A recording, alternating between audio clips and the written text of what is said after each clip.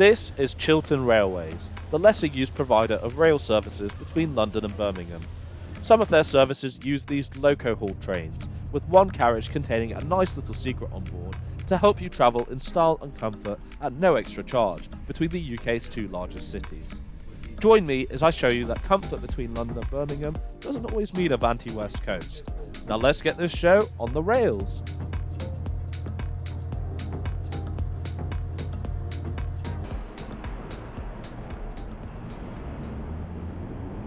Our station today isn't the most accessible. It's only directly served by the London Underground's Bakerloo line, though it is a short 10-minute walk away from Baker Street.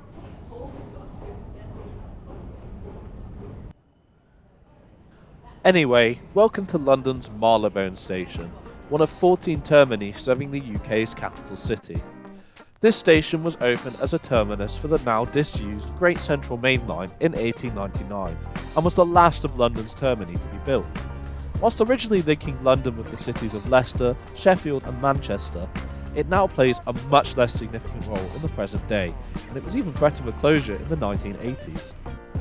Marylebone's role nowadays is to serve Chiltern mainline destinations such as Oxford and Birmingham, which has caused the station to see a huge uplift in traffic in recent years, though it is still the least busiest terminal station in London, seeing around 13 million passengers a year in normal traffic, and is the last London termini to only use diesel trains. The station's history is vast and embedded heavily into this Grade 2 listed building's design. Whilst waiting for your train, you can't help but admire the relics of times long since past, though the many shops and eateries accompanying Marylebone don't seem to follow this trend.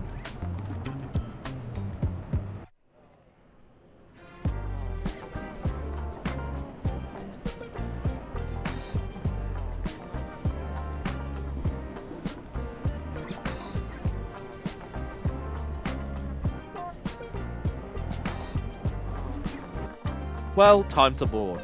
Our trains due off at platform 2, so a quick ticket scan at the barriers and we'll reach it almost instantly. Chiltern Railways is the only operator serving Marylebone, and unlike other London termini, is managed by Chiltern themselves rather than Network Rail. Our train is this loco-hauled set, consisting of a British Rail Mark III carriages and a driving van trailer dating from the late 1970s, whereas in contrast, the locomotive is this Class 68, which dates back to 2014 and was built by Voslo in Valencia in Spain. Almost all are powered by diesel, but one was recently converted to run using vegetable oil, with the rest of the fleet to follow in due course. These Mark III carriages were fitted with power sliding doors back in 2012 to replace their previous slam doors, which are different operationally to the ones used on the HSTs, which I looked at several weeks ago. 5 of the 6 carriages are in a standard class consist, featuring a 2x2 seating layout with a mixture of airline style and table seats. Luggage space is also available on the overheads, with larger space in the vestibules.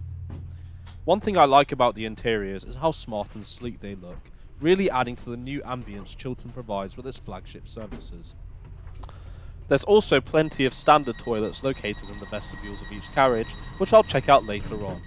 Meanwhile, our carriage will be the business zone one. This carriage was previously available for £10 or £25 supplements, depending on when you travelled, though Chiltern quietly dropped the concept at the beginning of 2022, which is something they don't tend to publicise unless the train is busy. Let's get settled into our big comfy seat and go through our route. We'll be riding the full length of the Chiltern Main Line, stopping at many towns and cities of Buckinghamshire, Oxfordshire and Warwickshire in between, to eventually arrive into the UK's second largest city at around 1 PM this afternoon. I love riding these sets and I can't wait to show you why, so sit back and enjoy the ride.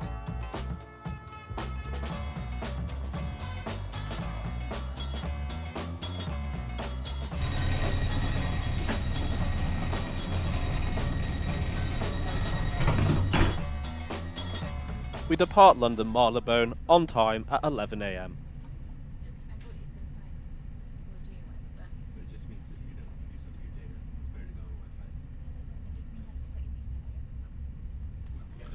The only stretch of electrified track we get to see on this journey is on the brief moment we navigate through northwest London, where we run parallel to the London Underground, Jubilee and Metropolitan lines, and later the Central line.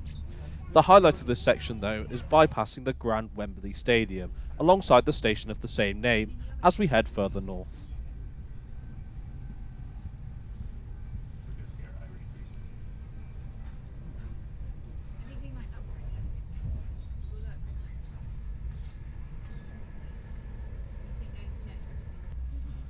Later at West Ruislip, we pass something a lot more railway friendly, the ongoing works to build the forthcoming HS2 line, with the first phase expected to be open in the late 2020s between London and Birmingham. Now's a good time to check out the features of Business Zone, starting with the seat.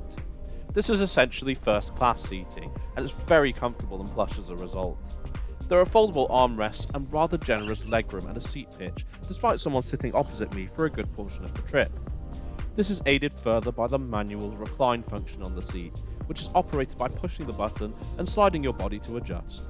Oh, and before I forget, there are passenger information screens around each coach, although these don't tend to be used much from my experience. Additionally, there's a UK power socket at each seat, coat hangers just above the window, an overhead reading lamp, and finally, curtains to block out the view for whatever reason. Though for me, I'd rather enjoy the views of the Chilterns on this surprisingly sunny October day. A very nice interior overall, especially for the price I paid, but as always, more on that towards the end of the video. Over 30 minutes later, we arrive into our first stop, High Wycombe, a market town located in the county of Buckinghamshire. A claim to fame is that all films in the Cornetto trilogy had scenes filmed at this very station, which is pretty cool and a very interesting coincidence.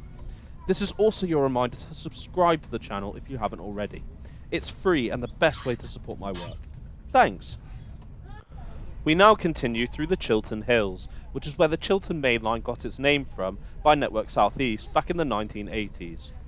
The Evergreen 3 project back in the 2010s has upgraded the line speed to 100 miles an hour, reducing the fastest journey times from London to Birmingham on the route to 93 minutes, which is impressive considering the fastest Avanti ones are only 10 minutes quicker. As we pull into our next stop of Princess Risborough, we come across a familiar friend, which was damaged in a shunting accident on the preserved Chinner and Princess Risborough Railway 6 months prior to this recording. Want to know what it's like on board one of these iconic HST trains? Look no further. Continuing along the Chiltern Main Line, I was honestly surprised that the weather hadn't taken a turn for the worse, given it was late autumn. I was even more impressed with the ride quality of these Mark IIIs, despite the hilly nature of the route, though they never failed to disappoint in that department. Bicester North, where you can alight for the famous Bicester Village if you fancy a little bit of shopping. Okay, Isaac, say hi. Shortly afterwards, our next major stop is Banbury, an interchange for cross-country services to the north and southwest of England, as well as limited GWR services to Oxford, Reading and Paddington. Crew changes also regularly happen here, owing to most Chiltern services being driver-only operated between here and London, though not for the silver sets like ours, which are operated by a guard throughout. As always, I saved the best for last, a look at the toilet. Despite the large amount on board, only the accessible one in my carriage was free, so that'll be the subject for today.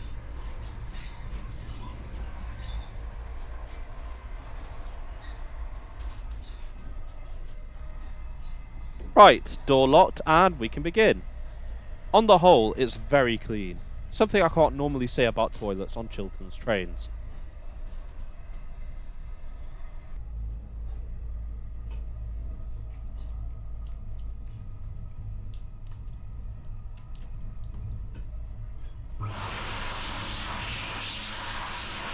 Everything functioned well too, so that's a thumbs up from me. Right, time to head back to our seat and finalise the journey. Our next stop is Leamington Spa, officially known as Royal Leamington Spa, a key stop on Chiltern's route. It grew into a spa town in the 18th century, following the popularisation of its water, which was, at the time, believed to have medicinal qualities. It was also deemed the best place to live in the Midlands in 2023 by the Sunday Times, though someone's going to have to verify that in the comments below, as I've actually never visited.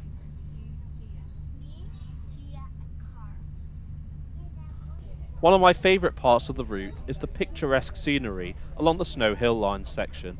The added effect of the autumn leaves blowing whilst our silver set is at speed really adds to the novelty in my opinion. That then quickly came to an end as we arrived into our penultimate stop, Solihull, meaning Birmingham is only a mere 10 minutes away. You can roll this, I'll carry that.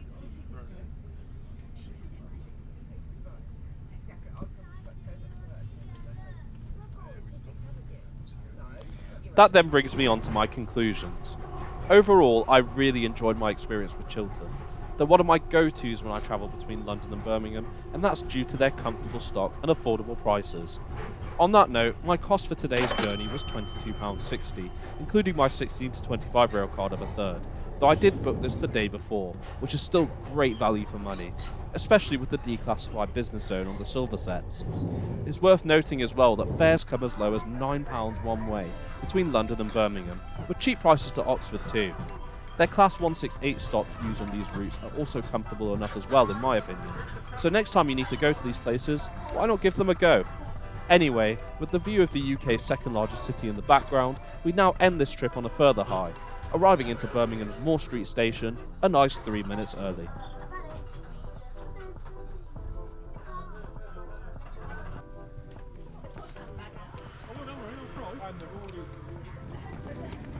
And welcome to Birmingham Moor Street, right in the heart of the UK's second largest city. I also want to hear your experiences too. Have you ever travelled with Chiltern before? Please let me know in the comments below. In the meantime, I do hope you've enjoyed the video today, and if you did, please like and share it to aid the channel's growth, and do consider subscribing and enabling notifications for more weekly content such as this every Friday at 5 PM UK. One last thing before I sign off. Weekend travel patterns and poor barrier control at Moor Street usually result in huge queues like this, so here's a little hack for you to shave some exit time. Simply go over the footbridge to platform 1 and exit the barriers there using your ticket like so. And here we are, Birmingham city centre. Right, I have an errand to run now, so I'm going to leave the video here. Thanks so much for watching as always, and I'll see you next time.